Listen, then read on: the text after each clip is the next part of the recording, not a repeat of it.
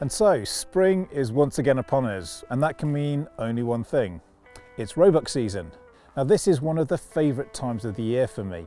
Not only do I get to hunt roebuck again, but I also enjoy the change of season. We can see the sun starting to come through the trees now, things are warming up, the habitat is changing, lots of new growth, and it's a great time to be out in nature. And it's also a great time to start selecting your deer hunting gear for the season. Now I've already picked my stuff and I'm going to run through that with you a little bit today. Now I've got some new things and I've got some pretty old things, but everything comes together in a very familiar way. I suppose we could start at the bottom. I use a nice lightweight breathable set of boots. These are Ariat Catalyst VX. As you can see, they've had a pretty hard life. They're a great set of boots and I don't just use them in the spring and summer, I also use them all the way through the winter. They are unlined, but I tend to layer up with the socks I need depending on the temperature. They have a grippy sole, but there's enough feeling in them that I don't unexpectedly step on twigs or branches or anything that might crack and give away my position. And then moving up, we have a nice, lightweight, waterproof and breathable hunting suit. I use Deerhunter Mouflon Light in Realtree Edge, the new pattern for this season. It is unlined. I am an active hunter. I like to move around in the forest when I'm stalking, so I don't need insulation. I use my movement to create body heat, and that keeps me nice and warm. The spring does bring with it rain showers, so you do need something that is waterproof, but is also breathable. The great thing about the Deerhunter Mouflon Light collection is there are a multitude of storage options. There's a nice mesh lining here which helps to wick away moisture for the more active hunters, and also the Realtree Edge camouflage pattern is ideally suited to this environment. So moving up towards the top of my body, depending on how cold it is, I might just wear a shirt like this Deerhunter Caribou shirt, which is a nice lightweight breathable cotton shirt, or I might layer up with this Cumberland quilted vest just to keep my core nice and warm. Either way, I don't like to take too much with me. You won't find me wearing lots of heavy layers, although I might take an additional waterproof in my pack if it's threatening rain. In terms of my rifle, I use something that's pretty familiar to me. This is my old Sauer 202 in .308 Winchester. This has been with me, must be getting on for 18 years now, so it's seen quite a lot of action. I've had the barrel shortened down to 18 inches, which is perfect for stalking woodland environments, and on the end of that is a brand new Sauer Titanium Pro moderator. Very lightweight, nice and sculpted, and brings that noise down quite considerably. On top of that, I have a brand new Hawk Frontier 30 2.5 to 15 by 50. This is an amazing scope. It's a smaller sister to the one that I use over in Alaska, the 5 to 30 by 50, but it's pretty much the same package. Monotube construction, nice and rugged, 21 layer multi-coated optical system. It has a 6x zoom magnification range, so 2.5 to 15, which can be adjusted easily using this high torque knurled ring.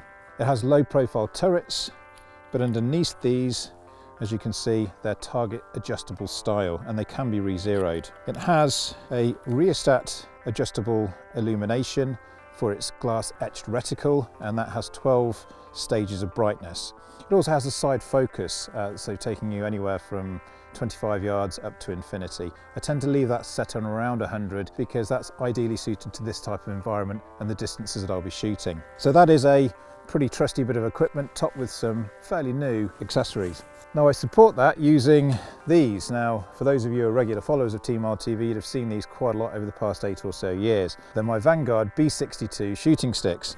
Now they are dented, they're scratched, they're chipped, but they're incredibly reliable. I've fixed the tape on the top here. They were getting a little bit loose, so that's a homemade adjustment there. But other than that, they've been pretty bomb-proof ever since I bought them. They fit just about every variety of rifle in the top here, and I know exactly what they're going to do. Aluminium built, as I say, pretty strong, pretty dependable. I don't use a bipod very often when I'm hunting in a woodland environment. I'll either lean up against a tree or use sticks if possible. I typically use a bipod when we go somewhere like Scotland, where we do have lots of wide open spaces and lots of shots that we can get down and that we can take our time adjusting. Sometimes when you're shooting in a woodland environment, you just don't get the time. The deer is in front of you, you bark, you make it stop, you've got to get on the sticks, and then you've got to make that shot. And that's where this piece of kit comes in useful. This is a Vaughan backpack. This is the Lynx model. Now this has a quick release system to fit the rifle into. You carry it on your back as you would do any other normal backpack. There is additional storage in there, but the rifle has this unique system. There's a quick release catch on your left shoulder. You pull that and the rifle swings out quicker than it would be if you're pulling it straight from your shoulder. So an incredibly innovative piece of equipment that also has nice storage facilities included.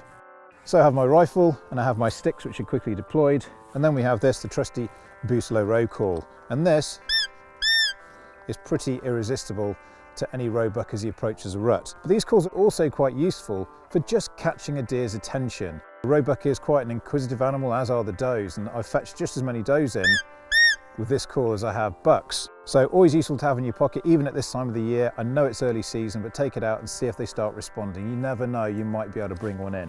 When I am shooting, I used to use a little foam plug that went in my left ear, and I've got tinnitus now for the rest of my life. So always invest in the best pair of ear defenders you can. These are Peltor Sportac ear defenders. I use them for pheasant shooting as well as deer stalking. Not only are these good for protecting your hearing, but they also amplify ambient sound around you. It can make a squirrel sound like a Cape buffalo because they do pick up sound very, very well. But I also find them very, very handy for trying to hear movement around me. As I'm walking, if I stop and I can still hear movement in the bushes or undergrowth, there could be a deer close by. So very useful multi-purpose hearing protection.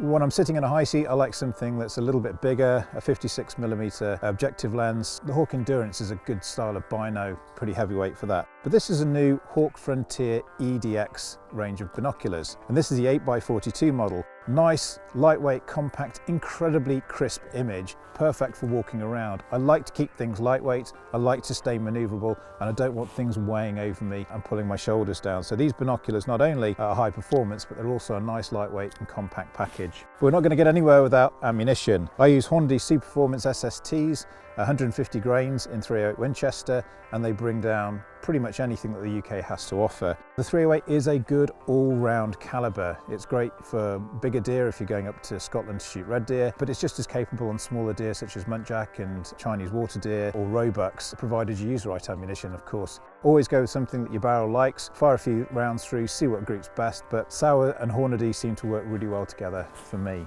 So there's just a few of the bits that I use. Of course, everybody has their own preferences, and I'm sure you'll get your own system. My advice to you is, whatever you do, keep practicing.